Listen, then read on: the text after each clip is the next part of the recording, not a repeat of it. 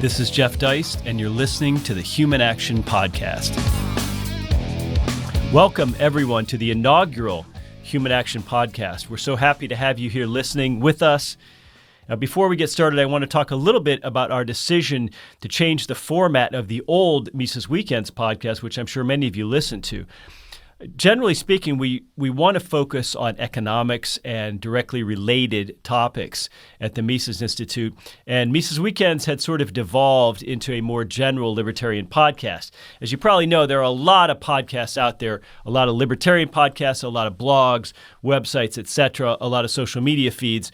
And a lot of them deal with what I would call a libertarian take on current events, which increasingly, I think, bores me to an extent, but more importantly, we have to talk and think about how we're spending our time. And I think the Mises Institute really exists to provide economics education. Now, of course, libertarian philosophy will always be important to what we do, but economics is really why we exist. And so we thought it might be a good idea to shift the podcast towards more of a deeper dive and really get into Austrian economics. And hopefully by doing so, encourage people perhaps to spend more time being introduced to and thinking about and ultimately going to original sources, people like Menger and Mises and Hayek and Rothbard, rather than spending more time maybe on social media or worrying about the minutia of some current event or what Trump is tweeting. I think that there's a lot of value to be had in going deeper into economics topics and not being superficial about all of the libertarian questions of the day, whether those be about taxation or regulation or governance or whatever it might be.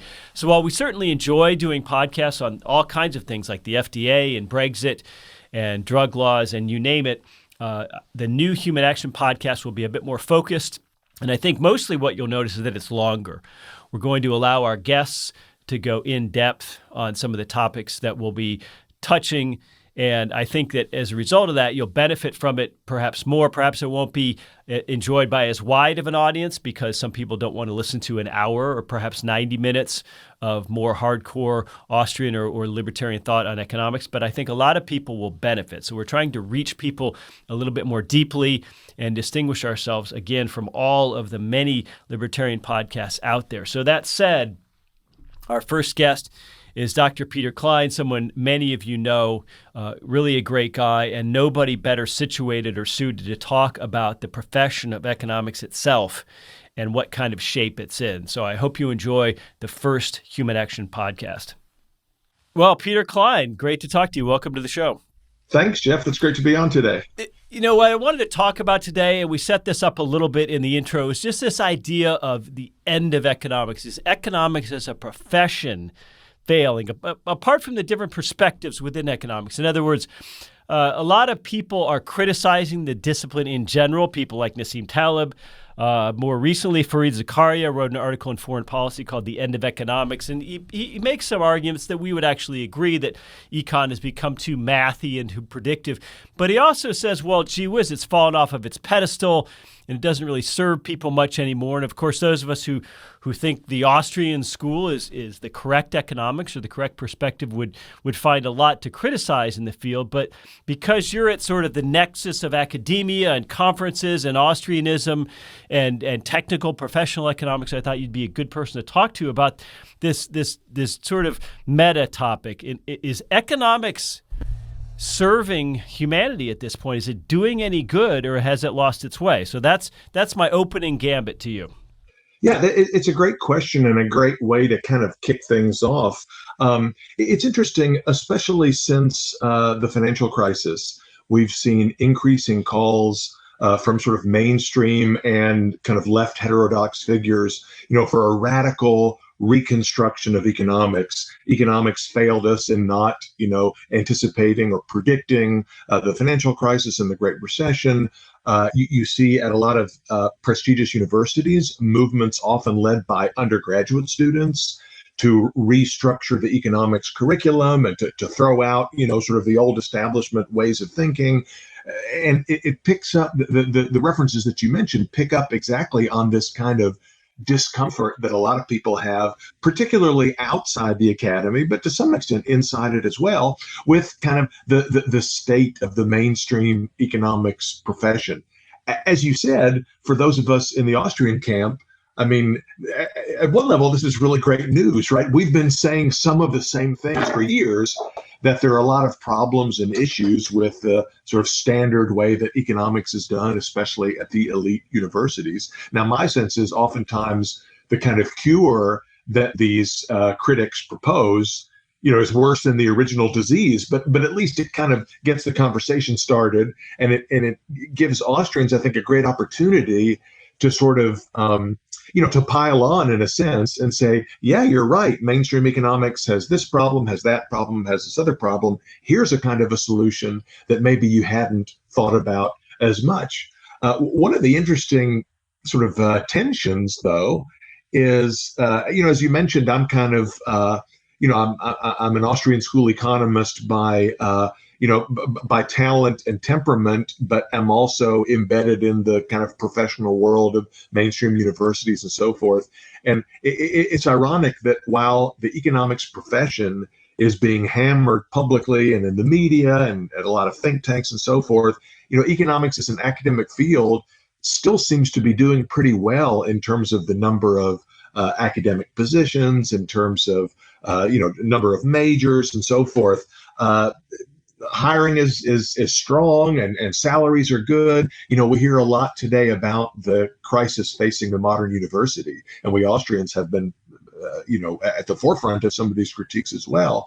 And you hear about postmodernism and that infamous hoax from a few months ago where three professors spoofed a bunch of kind of articles and got them in the top so-called grievance studies journals. And all of that critique those are all very solid critiques, but it's not affecting economics so much.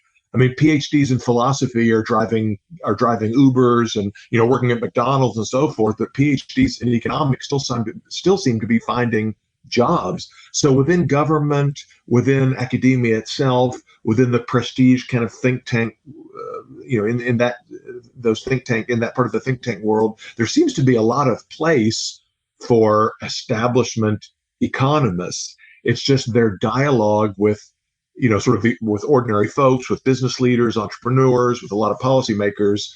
There seems to be a gap there between what mainstream economics thinks it's doing and what most outsiders are interested in and want to hear. Well, by outsiders, we mean the public here. And Ryan McMakin on our site wrote an article at the end of last week called Why the Left Isn't Convinced by Your Economic Arguments. So I want to talk about the public perception. I mean, it was a great article. He basically said, look, not only do people dislike economists and economics, or increasingly so, but he said a lot of people on the more left side of the spectrum just view it as propaganda. It's just corporate propaganda. It's not even worth knowing. We can just sort of legislate our way past these economic laws, and all of you economists are just out there sort of serving the rich. Yeah, I think Ryan is exactly right in that article. And it's funny, this is a rehash, right, of the old kind of 19th century debates. It's kind of the same position espoused by the old German historical school or the American institutionalist school of the late 19th, early 20th century. These are the people to whom Karl Menger addressed his great treatise, The Principles of Economics. In the early days of the Austrian school, it was the Austrians who were arguing that, no, look, there is a kind of economic law that's akin to natural law that is relevant and indeed is essential in understanding social and human interaction. And you may not like some of its implications, right? You may not like the fact that rent control doesn't help improve the standard of living for people in poor communities. The minimum wage laws have undesirable effects. You can't print your way into prosperity and so forth. Sorry if that's not appealing to you, but you could just as easily say you don't like the law of gravity. Well, you can't legislate against it. I think we're seeing a revival of that same kind of thinking. People have poke a lot of fun at Alexandra Ocasio-Cortez, and she makes an easy target many times. She said something a couple of weeks ago. I don't know if I'll get the exact quotation right. It was something about, the facts and the analysis are not as important as sort of how we feel about this. It's about people, and it's about helping each other and so forth.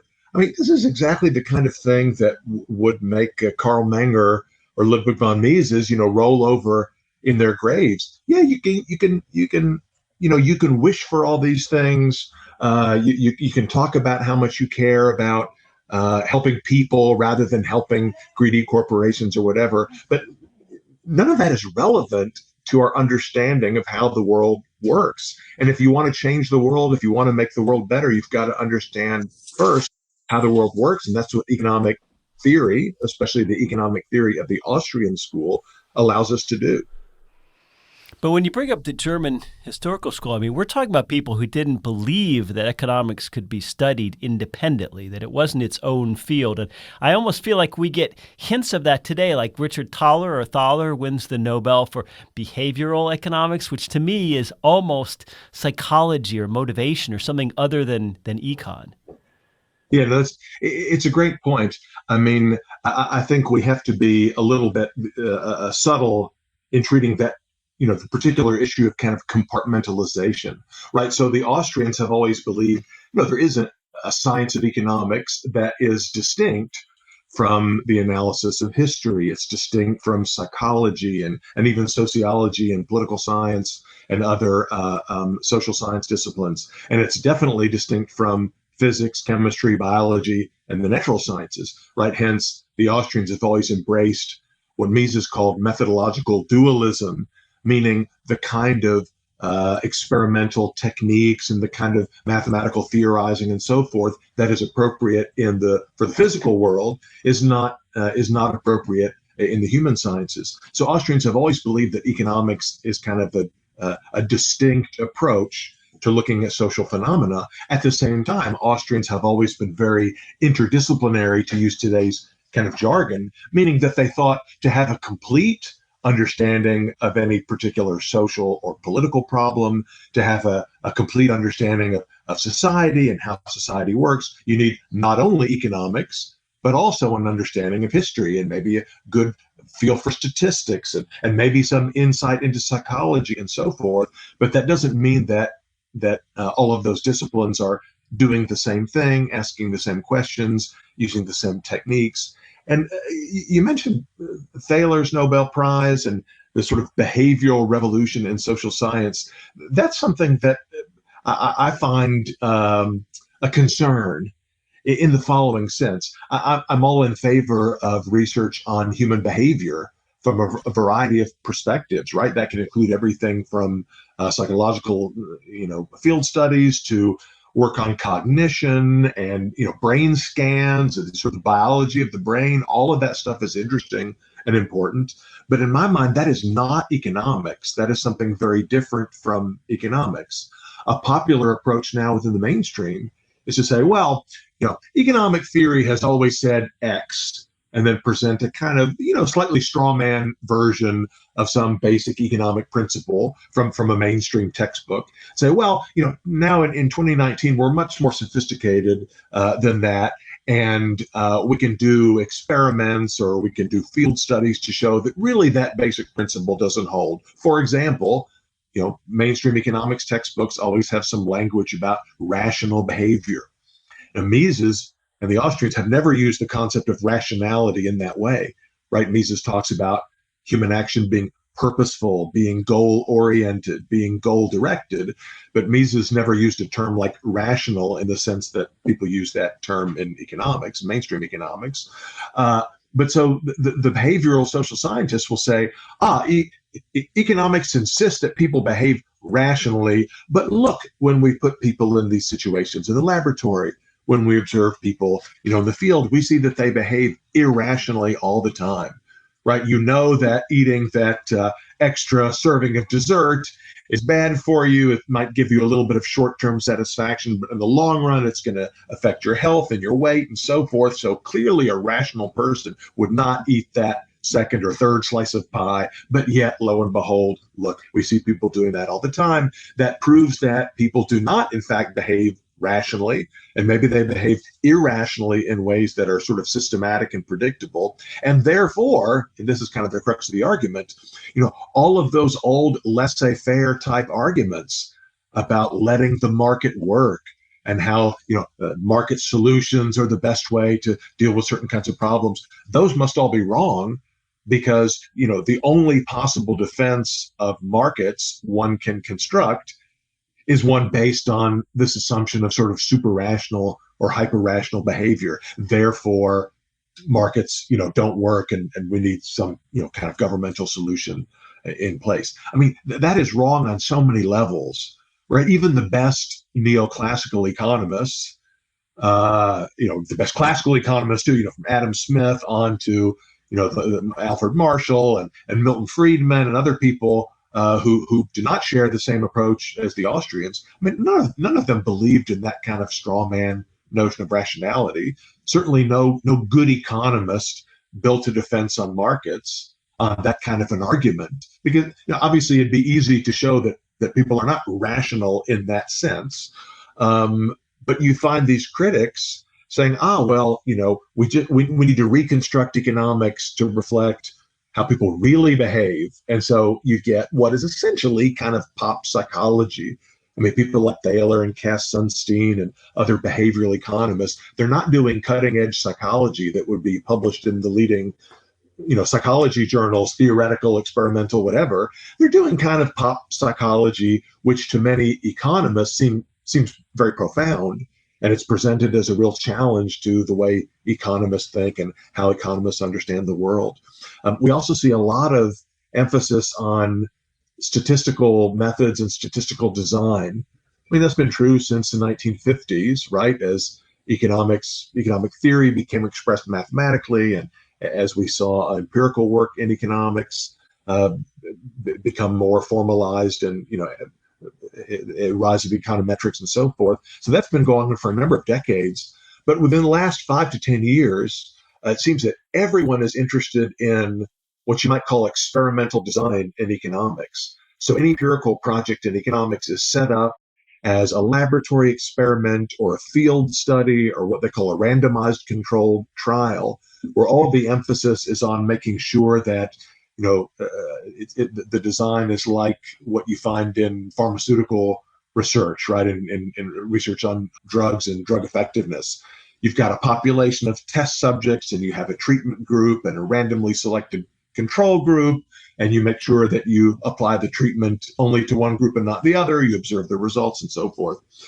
That's fine. I mean, in doing those kind of empirical studies, I think attention to a well-designed, experiment makes a lot of sense, but that's become almost an obsession of mainstream empirical work in economics. All of the dissertations coming out of the top schools are about this notion of kind of experimental design and the use of what empirical economists call instruments or instrumental variables. What is your instrument? How good is your instrument? Can you draw causal inferences from your experimental work, such that, to give you just one, what might seem like a silly example, but I think it's informative. If you look at economists on Twitter, the econo Twitter sphere, as people call it, there's been a raging debate over the last several weeks about, a fundamental core issue to empirical research in economics. Are you ready? It's what statistical package to use. Right? Should I be coding in package A, or should I be coding in package B? And how do I train people how to code, and what kind of coding systems are best? People are 10 times more interested in that within mainstream economics than in any actual substantive economic question. Right? So to get a PhD in economics now, you really just have to learn how to code. You don't have to know much about demand curves. You don't have to know anything about money or anything on the sort of classic economic topics and issues. But when we look at something like Thaler, and he wrote that dopey book Nudge with Cass Sunstein, and as you mentioned, this is sort of pop political science or pop policy. I mean, it feels very lightweight. Nobody's writing treatises. Nobody's writing human action or general theory, or even maybe a more Friedmanite book, like the book Milton Friedman wrote with Anna Schwartz, or even Free to Choose. I mean, it seems like are economists today writing serious books? Yeah, it's a great question. I mean, bless their hearts, Milton Friedman, Paul Samuelson, Robert Solow, the great mainstream economists of days of yore, they were interested in really serious fundamental questions. What makes markets work, and how do firms compete in a market, and what's the effect of, what causes recessions, and what's the effect of international trade, and so forth. It does seem like economists are less and less interested in those kinds of topics nowadays. I think part of it, I mean, it's hard to trace this out, and I don't want to assign blame too widely, but one of the culprits might be the whole sort of Freakonomics style of research. Freakonomics, is you read, as our listeners will recall, was the title of a book by Stephen Levitt, a well-known economist at the University of Chicago, and his writing partner Stephen Dubner. And Freakonomics was about sort of cutesy little puzzles and paradoxes for which a little kind of simple economic theory might yield some insight. And the book was wildly popular. It was on the New York Times bestseller list. There was a TV documentary made about it. They wrote at least one, maybe two sequels. They had and maybe still have, I'm not sure, a column in newspaper column. Lots and lots of, there's lots of interest in using economics to shed light on cute little puzzles and paradoxes. Now that's fine. I mean, from a pedagogical point of view, I think that's certainly, that's commendable. I mean, I once contributed a chapter to a book about how to teach economics to undergraduate students using episodes of The Simpsons. So, I mean, I'm all in favor of using whatever approach, doing anything that we can to get people interested in economics and thinking about economics. But that shouldn't be all that economists do. And surprisingly, you see more and more economic research focused on these, again, small issues or what what I've called kind of small topics. And what I mean by small topics is not things that are small from sort of a social impact point of view, but issues that don't really involve economics, things that you don't need a PhD in economics to address. I'll give you a couple of examples from an article that I wrote a couple of years ago called "It's the Economics That Got Small."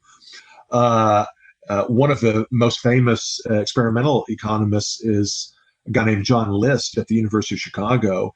And I heard him give an address one time where he talked about some of the great contributions of experimental economics. And he criticized Paul Samuelson, who, of course, someone who has received a lot of criticism from Mises and from the Austrians and Rothbard and so forth.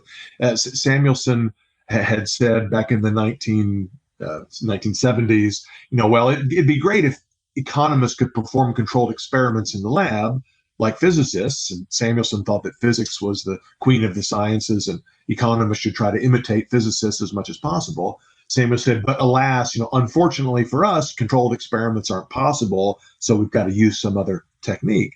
And John List said to the audience, well, poor Samuelson, how wrong he was, because today in the modern era, of course we can perform controlled experiments in economics. That's what we all do. That's what good empirical economics is all about. And he gave several examples of experiments. And one example that he gave dealt with the question of how to incentivize high school students to study for exams, for the ACT, GRE, or maybe just for the regular course exams. And he described a very large and complex school project that he had done with the city of Chicago involving hundreds or maybe thousands of students, where they tried different techniques to get these students to study more for their exams. And he said, the big finding, and the crowd sort of oohed and awed about this big finding, was that, well, if you promise the students, if you promise to give them $20 if they make an A on the exam,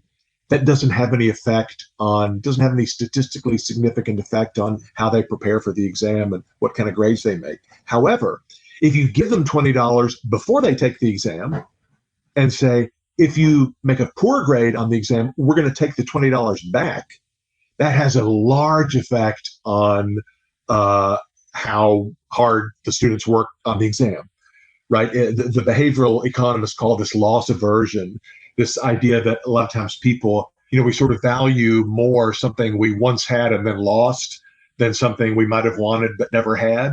I mean, it's an interesting sort of behavioral insight.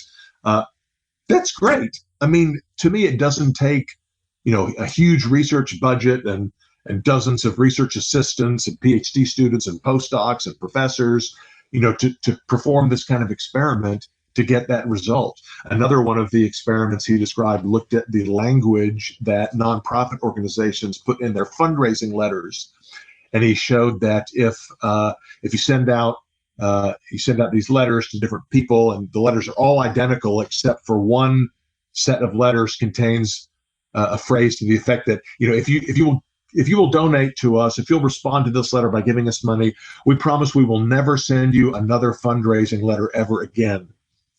Apparently, including that language in the fundraising letter led to a significant increase in donations, because people figured, hey, I'll give some more money now, and these people will leave me alone down the road. Well, I mean, I guess that's interesting. And if you're a nonprofit organization raising funds in this way, that's sort of useful to know. It's like a little bit of sort of technology help for the manager, technology help for the entrepreneur. Okay, fine. Does it really take a PhD in economics to analyze those kinds of phenomena and to reach those kinds of conclusions? I think it doesn't. I mean, a little bit of knowledge of how to do surveys, a little bit of knowledge of statistics, and a little teeny bit of, pop psychology. I don't even want to call it pop economics. People respond to certain kind of incentives. Okay, yeah, that's true, but economics is not that. Right. But so now we have all of this, lots of resources and all of this talent. A lot of the top young PhD students, postdocs, junior faculty at the elite universities are devoting all of their time and energy to these kinds of, again, what I call small problems, meaning small from the perspective of economics. They don't use economic theory in any kind of a serious way. And if that's all economics is, then why would anybody need to get a PhD in it?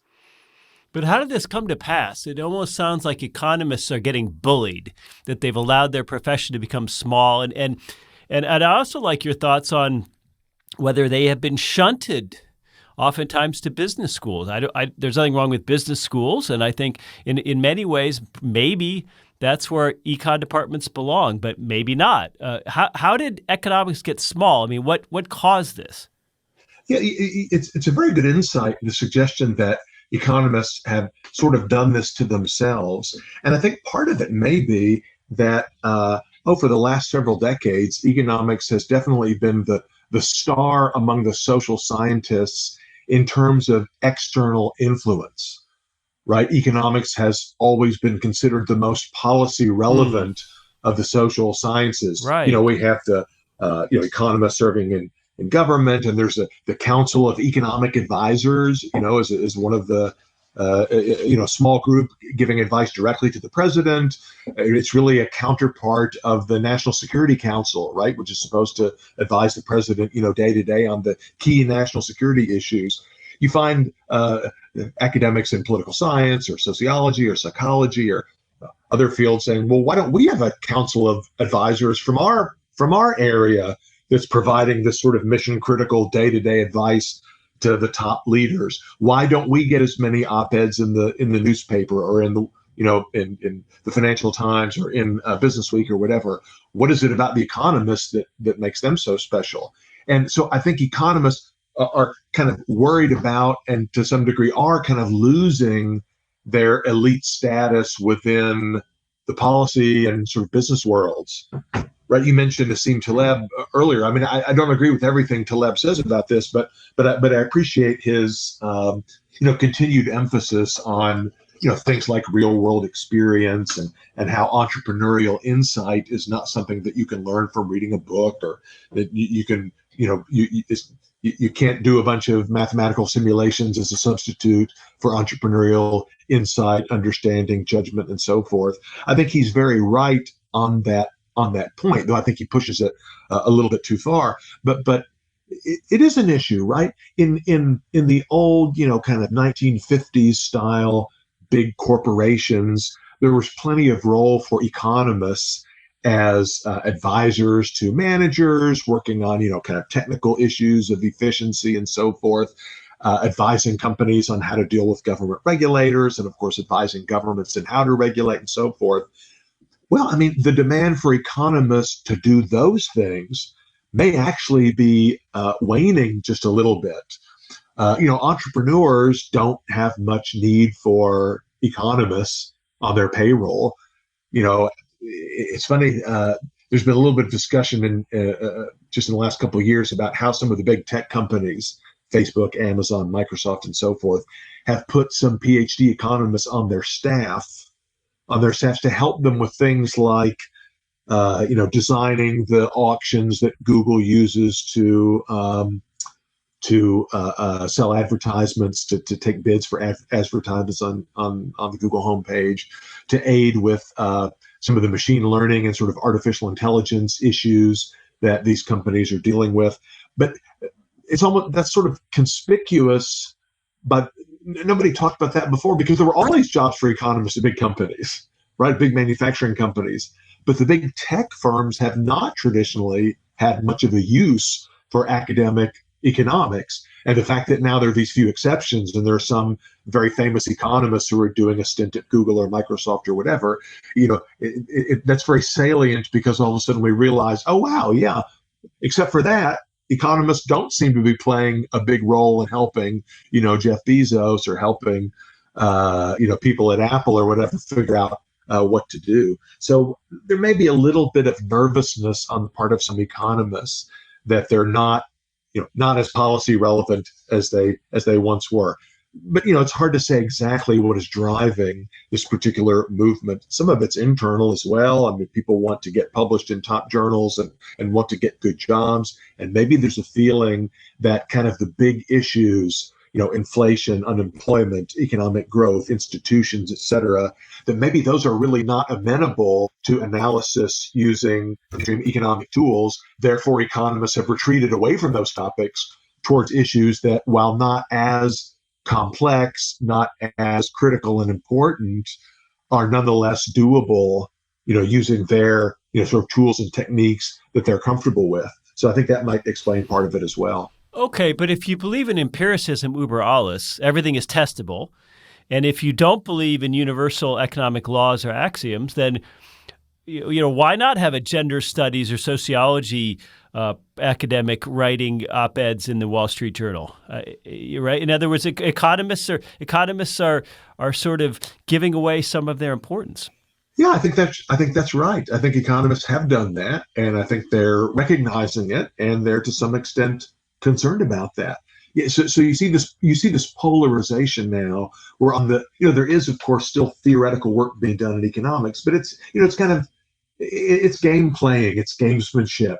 Who has the most clever model without any regard to how it might be used or what kinds of phenomena it might be able to explain and so forth. And then at the other end of the spectrum, you have this completely atheoretical empiricism that is dealing with actual practical problems, but in a way that doesn't involve any sort of insight from economic theory. So there's not much integration, or certainly much less integration than we saw in the past. Okay, well, academia is a whole nother topic, but let's talk about academic economists. Let's talk about what's going on in PhD programs, with conferences, with tenure, with publishing, et cetera. I think, first and foremost, a lot of people don't understand just how rigorous the math is in a PhD program, and how difficult it is to get through that math without having a math background. In other words, we're almost teaching people to be mathematicians and statisticians as much as we are economists. Oh, you're absolutely right. I noticed that trend when I did my own PhD studies in the late 1980s and early 1990s, and it's only accelerated since then. I remember something that has always stuck with me is when I was a PhD student, and in my program, students in their first year did not do any teaching, but starting in the second year, third year, PhD students would do some undergraduate teaching, either as teaching assistants or maybe being given responsibility for their own class. And I remember asking the professor who was in charge of running the PhD program, I said to him, I noticed that when you have a PhD student who's teaching economics for the very first time, you always assign them to be a teaching assistant or a section leader or whatever, for the very first basic econ class, the class that is dealing with the kind of stuff that you would find in, Henry Hazlitt's Economics in One Lesson, very basic intro econ.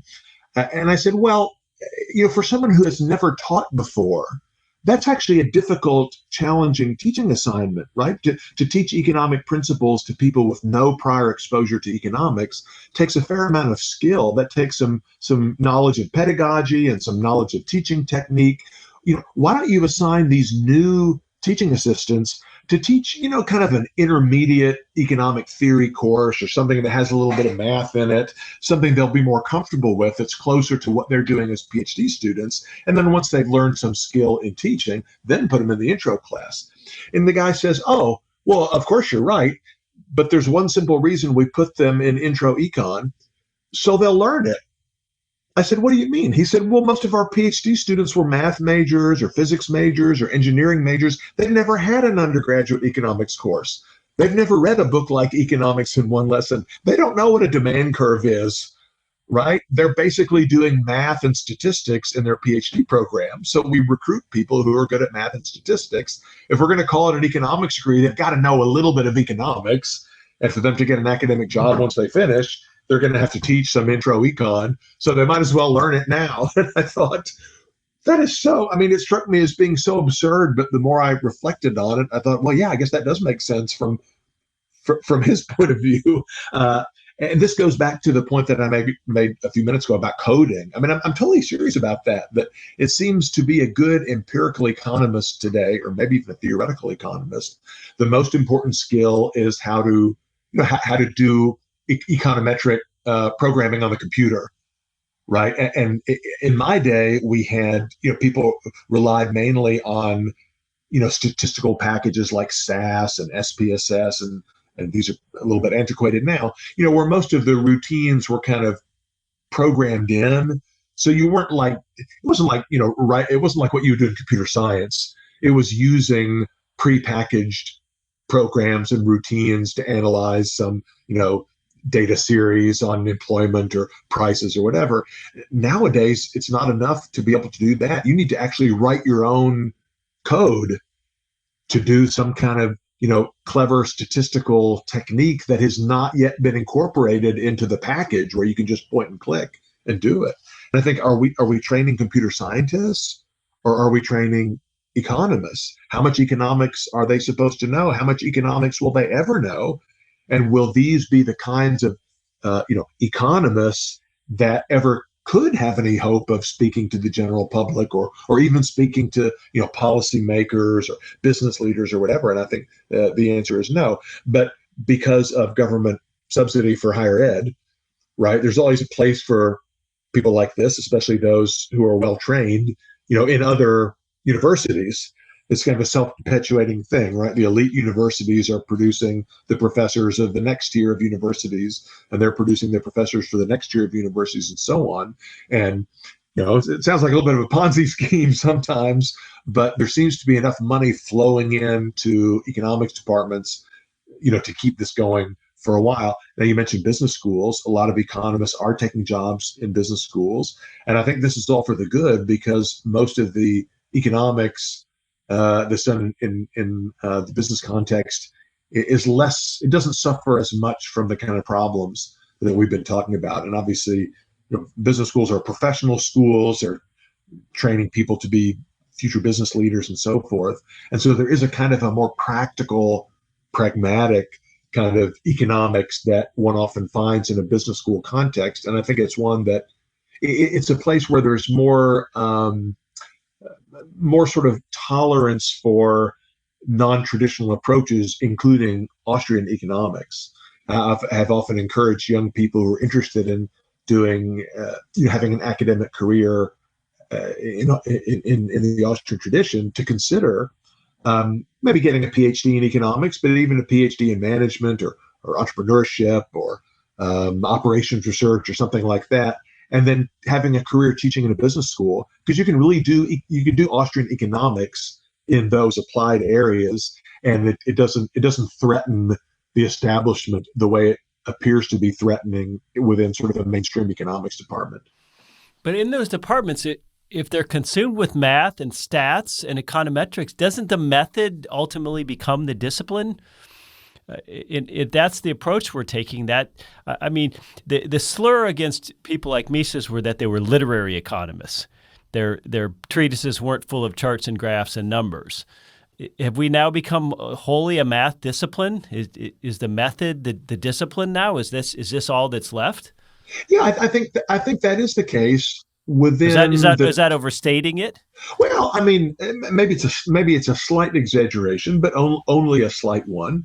I think within the top mainstream academic economics departments, I think that is a fair characterization. It's really about the method rather than the underlying substance, or the idea is that, well, the substance is, easy to learn. You can just sort of stick that in where you need to, but it's not good work unless the technique, the mathematical or statistical technique, is up to sort of cutting edge standards. But the point I wanted to make about business schools, I think that's not so much the case within business schools. There is a lot of, I don't know, what you might call literary economics that is done in academia. It's just not done in the Department of Economics. It's done in the Department of Management, maybe in the Department of History or Political Science, in the Department of Entrepreneurship or Innovation or something like that.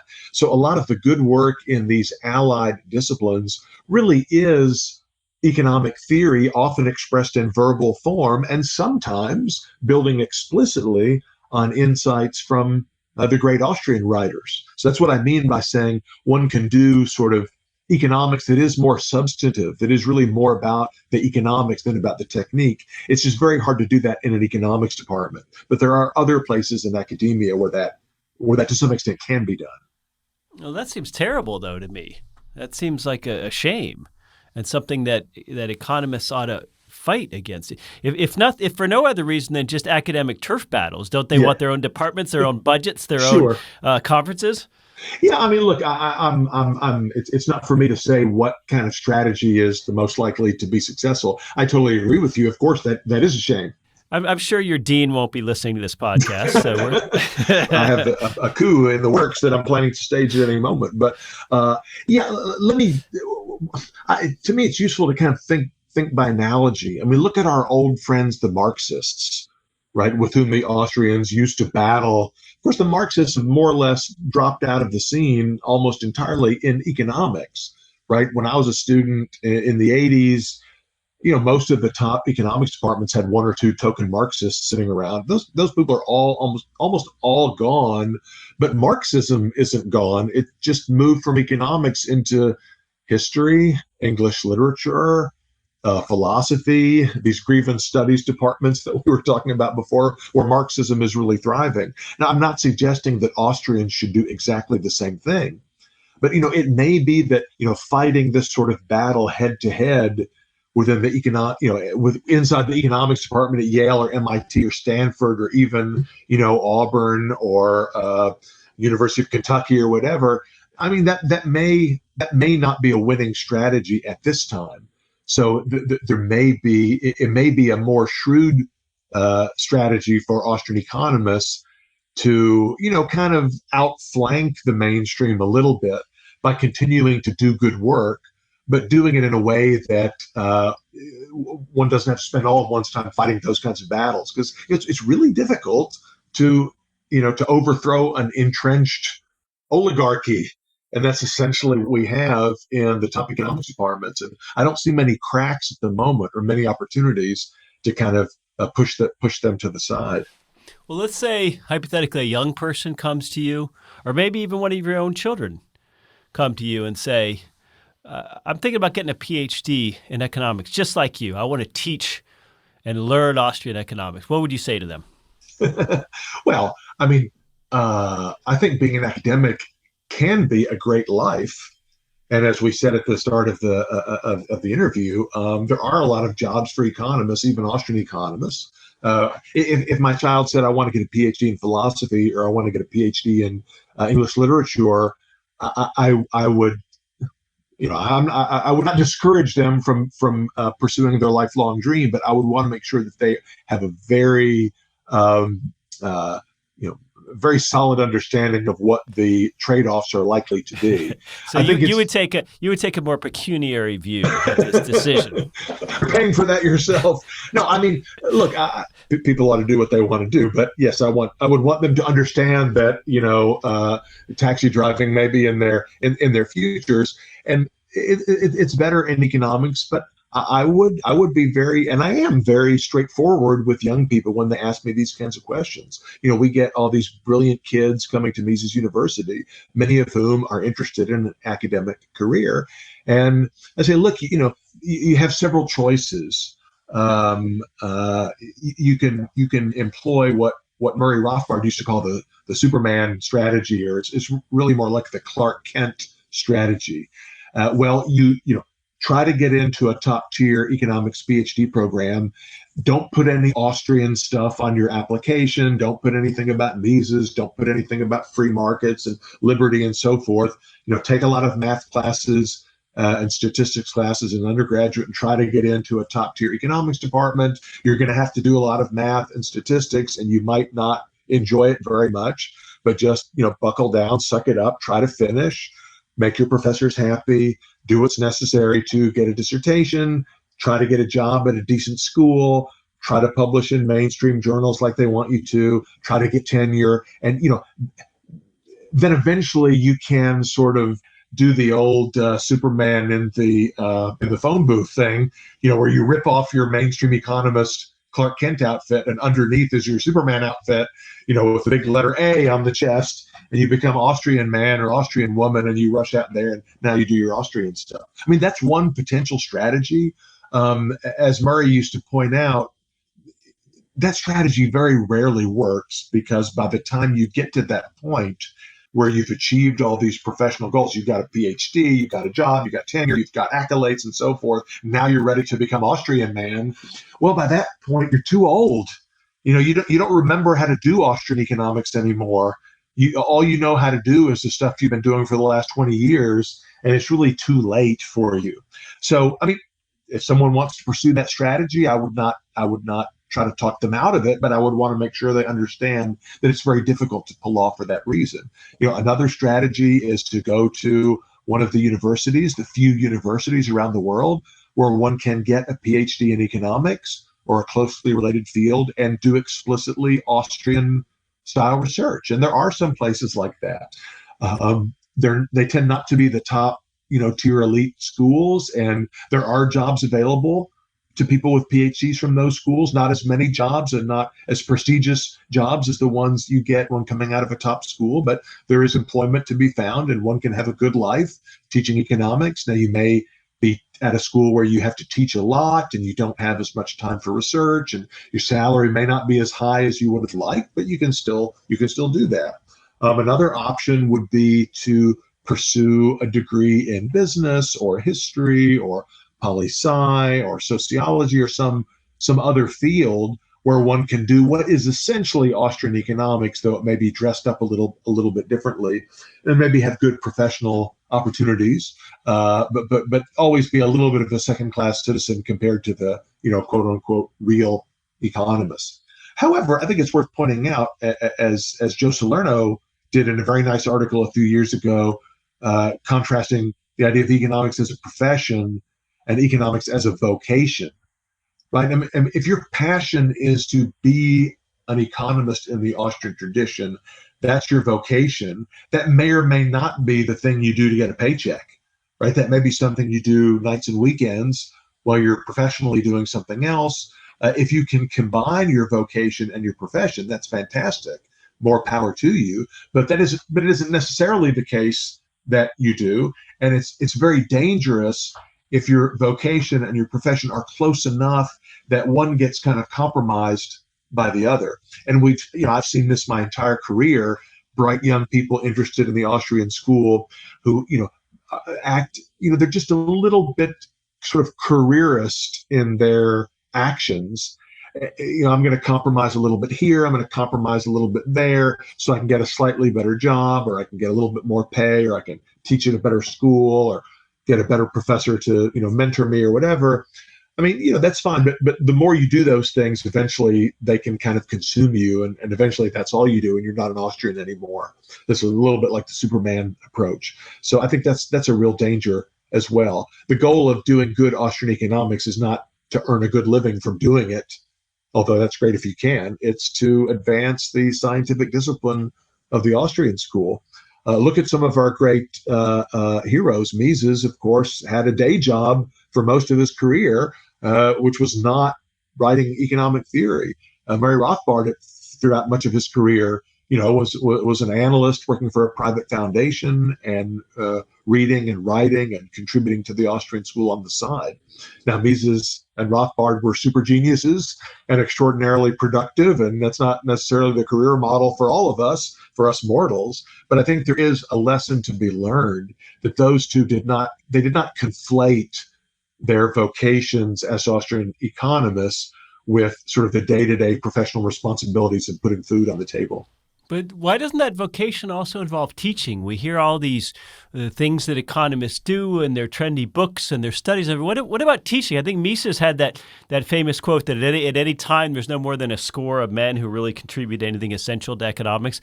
Doesn't that suggest that we ought to be out there becoming good teachers? And it always warms my heart when I hear someone within our orbit talking about assigning Rothbard or assigning Hopper or something. It seems like the profession has given up on teaching. That's for TAs or something.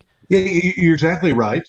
I think that the Mises quote, I think about that Mises quote often. And I think, look, if I can put on my gravestone that I helped to communicate the great ideas of Mises and the other Austrians to other people, to up and coming generations, that's the achievement that I desire. I mean, I write books and articles, but I don't pretend that those are making path-breaking contributions to knowledge on the level of, what a Mises or a Rothbard or a Hayek is able to contribute. And unfortunately, the profession of academia sort of pushes people, publish or perish kind of pressures that they're always writing, and there's an emphasis on quantity over quality, and we do deceive people into thinking, oh yeah, you're going to make the next great contribution. But you're right. The impact that most of us can have on the world is in, teaching in the broad sense. That may mean teaching college students semester by semester. It may also mean writing and speaking and using social media and other kind of mechanisms and platforms for exercising influence. But yeah, that's what 99% of us as Austrians do, is we're teachers, or we hope to be teachers or influencers. Unfortunately, the way academia is structured, most of the colleges that emphasize teaching and do it very well,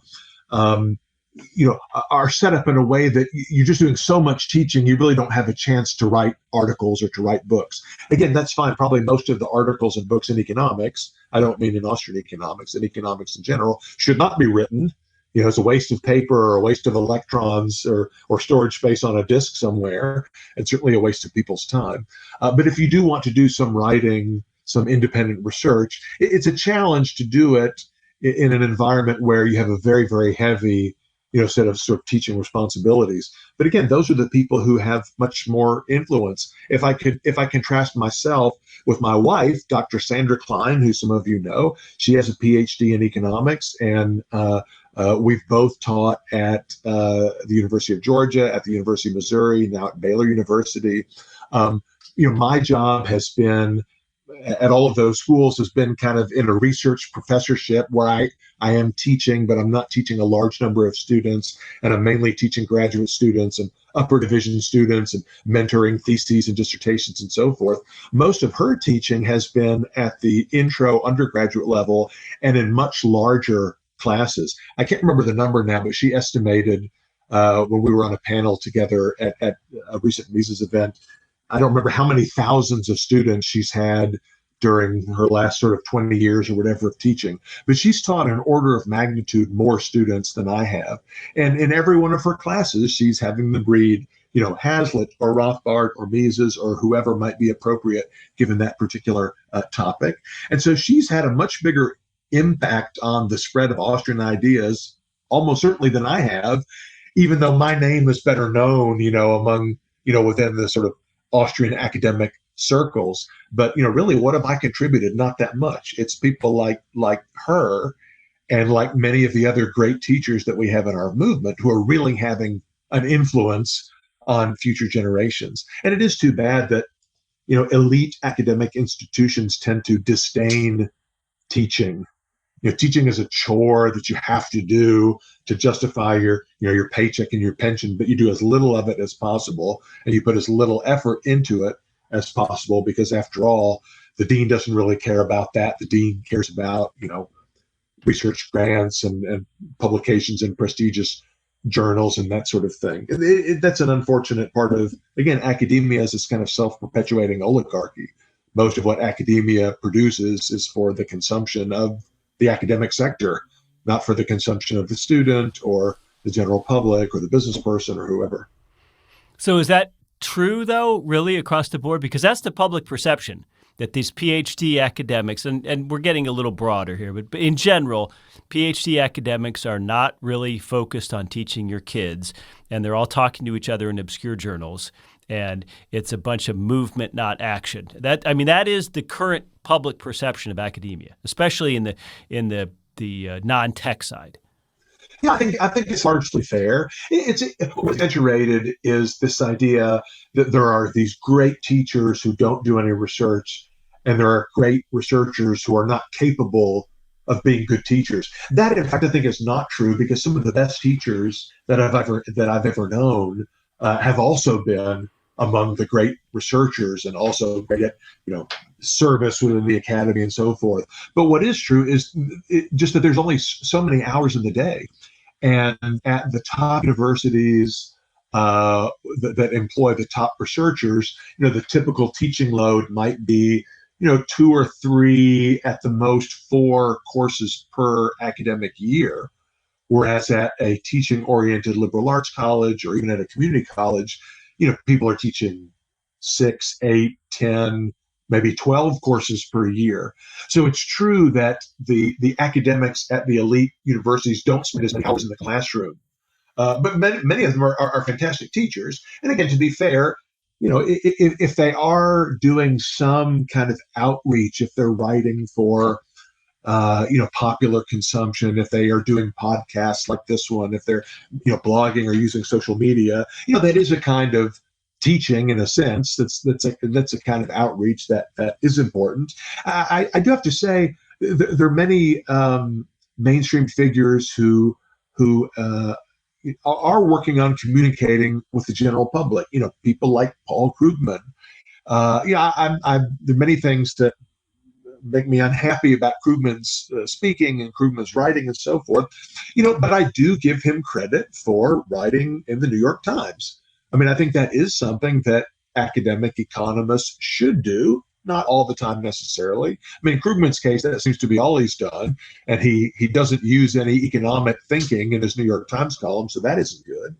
But I think one problem with the way higher ed is structured is there really isn't any extrinsic reward for professors, especially, professors on the tenure track, writing an op-ed in the Wall Street Journal, appearing on, MSNBC or CNN or whatever, being involved in social media, blogging. I admire people like even Noah Smith, who was an academic economist and is now a full-time writer for Bloomberg. I don't agree with most of what he says, but he tries to engage the general reader, the lay reader, with ideas from academic economics. And I think that is the kind of thing that the great Austrian economists certainly devoted a lot of their time to.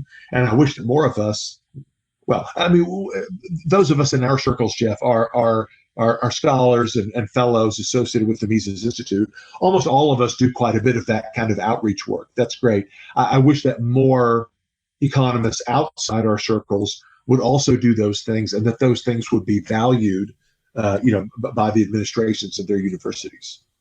Well, when you're talking about people like Krugman and Noah Smith, I think what a lot of that outreach work has resulted in, or they've been part of, let's just use the broad term neoliberalism. Now, earlier you alluded to, relative to the other social sciences, perhaps economics has enjoyed an outsized influence on politics and policy. If we define neoliberalism very broadly as saying a fair amount of respect for markets and property, but also a strong social safety net or some form of social democracy, that seems to be the approach of our age. And as far as economics and how it affects it, what we're hearing a lot is that just as neoliberalism is something new, of course we know it isn't, it's some sort of third way between socialism and markets, that we also need a third way economics. In other words, a new economics. People like Stephanie Kelton, who promotes MMT, modern monetary theory, she was an advisor to Bernie Sanders. I guess she's at Stony Brook University in New York. I hear a lot of this third way talk out there, and I just want to get your comments on it. There's just economics. There's no new economics. There's no third way. I think we ought to resist it and push back, but I want to hear from you. Yeah, I have exactly the same view. I think there's really nothing new there. I don't. A lot of it is just sort of general mushiness. It's people saying, well, economic theory seems to point us in this direction, but that seems a little bit extreme. So let's not go that far. Let's just have a mix of what economics tells us and what some other things tell us, and it'll all kind of blend together in a kind of a middle of the road sort of third way model, because we don't want to be too extreme. We don't want to be too radical. I mean, come on. That in itself is kind of crazy talk. What is interesting, I think, or something that's interesting related to that is, most academic economists are kind of, I don't know, centrists in economic policy and in on other sort of political issues. They would be either center left or center right in the kind of European sort of spectrum. But it's funny, because most of academia is so far to the left, even somebody like Noah Smith or Paul Krugman appears as being almost right wing to a lot of people in India, right? Because they think that markets can at least play some role. They think that prices and private property are not per se illegitimate and heinous, but there is some role for markets. Of course, they would say that markets have to be steered and controlled, and there are all kinds of market failures that the government needs to redress, and so on and so on and so forth. But because they are at least a little tiny bit friendly to markets, they get perceived as being, or they get sort of pigeonholed as being, extremists. Like you were saying before, having sold out to corporate interests, and they're just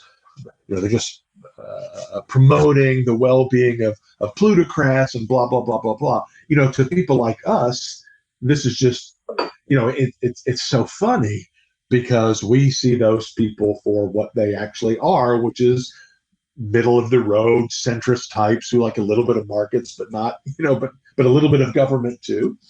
So I think the term neoliberal, it doesn't have a really fixed meaning, but of course it's almost always used as a smear term. Very few people identify as neoliberal, but someone who thinks that you're too far, that you're too favorable towards markets, will describe you as neoliberal as a way to sort of delegitimize your ideas, or make it seem like you're just an apologist for big business or something like that. Another thing that's interesting is how as you said, none of this is really new, right? And this kind of neoliberal mixture, a little bit of this, a little bit of that, in some sense, is almost, to me, it represents a step backwards. Now, as several Austrian economists have observed, following the financial crisis and the Great Recession, beginning in 2008, we saw a revival of what Robert Higgs calls vulgar Keynesianism. I call it sort of 1950s era old school Keynesianism, where it's all about the Fed is driving a car, and on one side you could fall off the cliff into recession, and on the other side you could fall off the cliff into inflation, and the Fed has got to be very careful in how it steers the car, or how it puts its foot on the gas, use whatever metaphor you like, so that it drives the economy the right way without things heating up too much or cooling off too much. It's this very primitive, like one equation kind of model of how the macroeconomy works.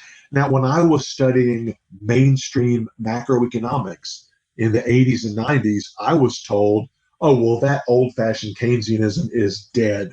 Nobody believes that anymore. The Chicago School and the rational expectations theorists like Robert Lucas showed that those models, can't withstand, they don't make any sense when you allow the actors populating the models to be forward looking and to adjust their behavior. And then we saw the so-called micro foundations revolution, that you can't do crude aggregate style macro models. You've got to take into account the individuals who make up those aggregates. It's a very Austrian sounding kind of critique. Nobody believes that old Keynesian stuff. We're much more sophisticated now. That's what I was taught, right? Then once we get to 2008, all of a sudden, all these sophisticated macroeconomists forget their rational expectations critique. They forget about micro foundations. They forget about all the fancy stuff, and they revert to these backward 1950s style Keynesians. Well, we just need Bernanke and Yellen to just keep their foot on the gas a little bit longer. If inflation starts to creep up, well, then they can just lift their foot off the gas, or they can turn the wheel to the left or right, or use whatever metaphor you like. Just sort of appalling. Another example of that is in the antitrust field.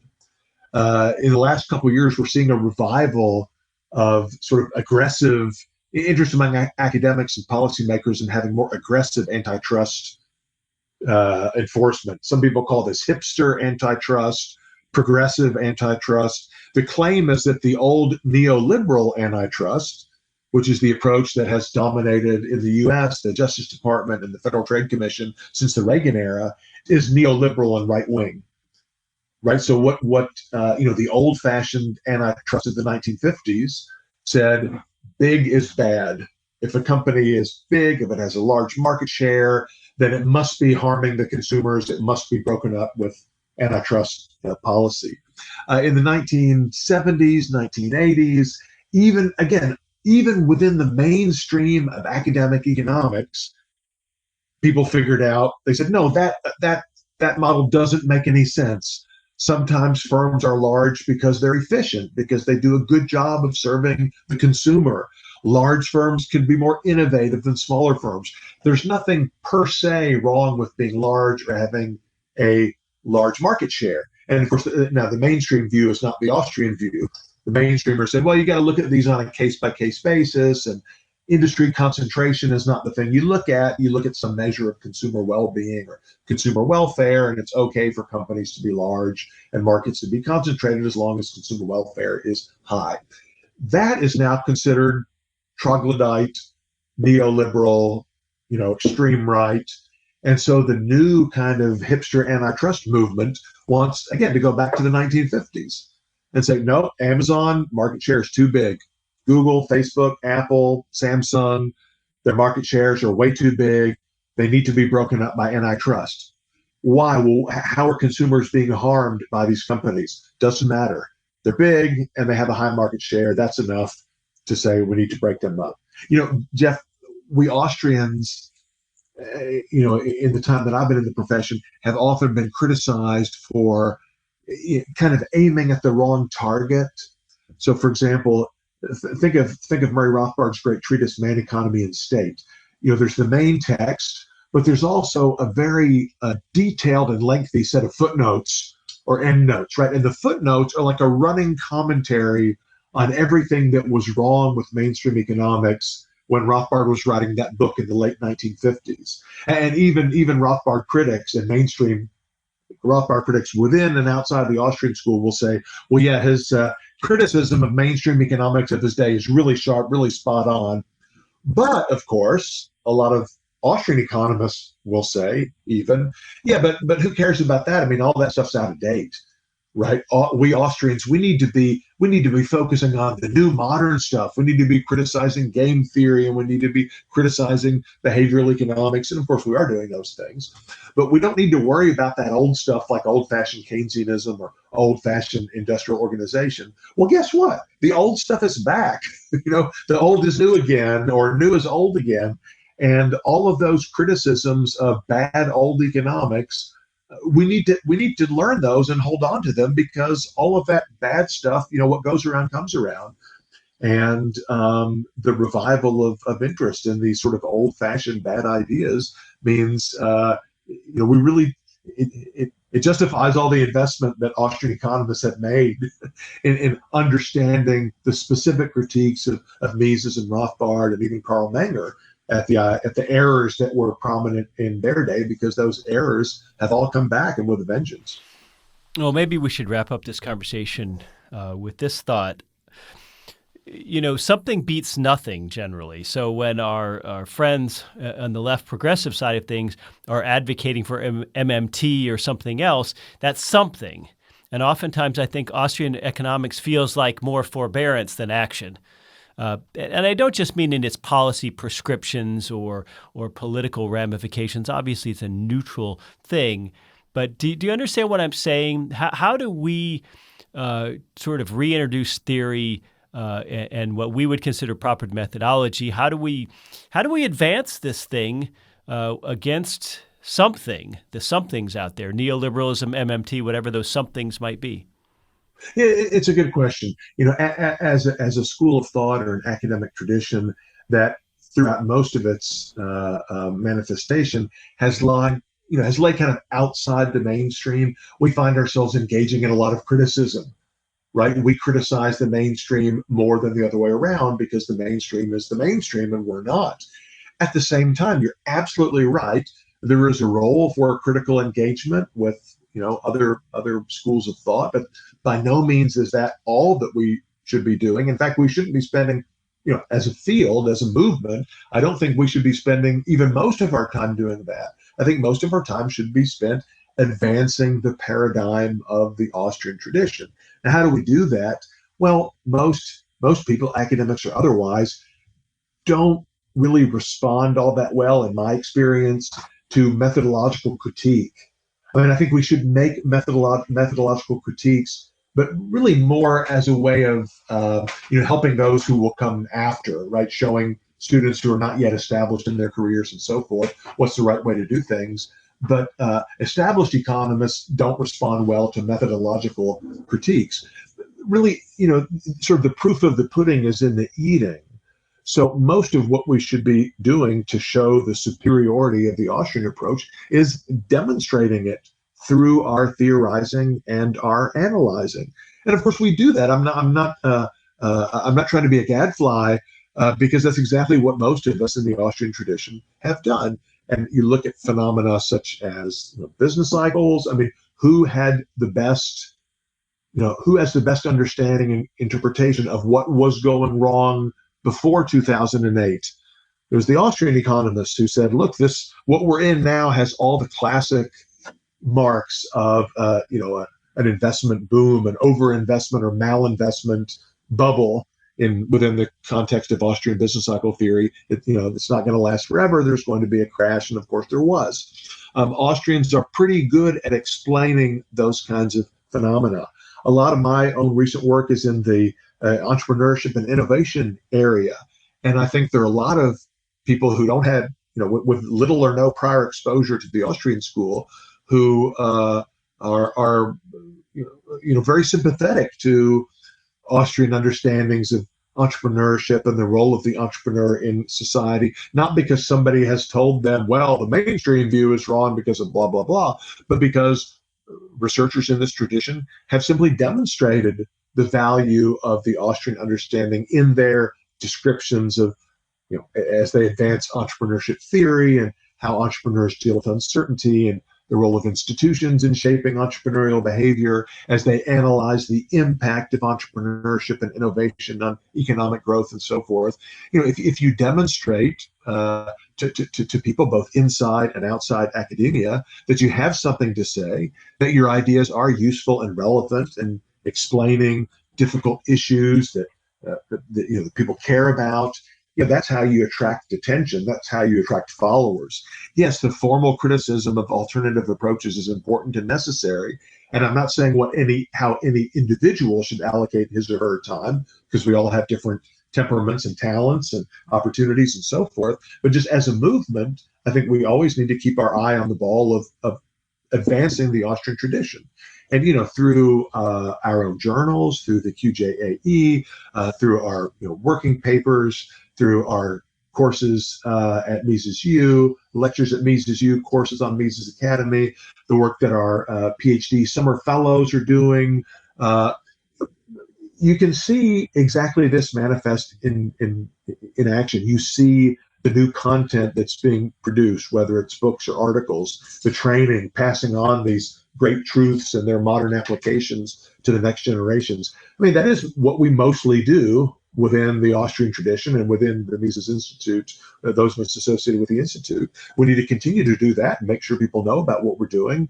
And, who knows what will happen in the long term if there is an implosion in the formal institutions of academia, especially within the mainstream academic economics. We're going to be very well positioned to step in and fill that gap and pick up those pieces. So I'm a long run optimist about the future of the Austrian school. Well, Dr. Peter Klein, thank you so much for joining the Human Action Podcast. Hey, it's been a lot of fun. Let's do it again sometime. The Human Action Podcast is available on iTunes, SoundCloud, Stitcher, Spotify, Google Play, and on Mises.org. Subscribe to get new episodes every week and find more content like this on Mises.org.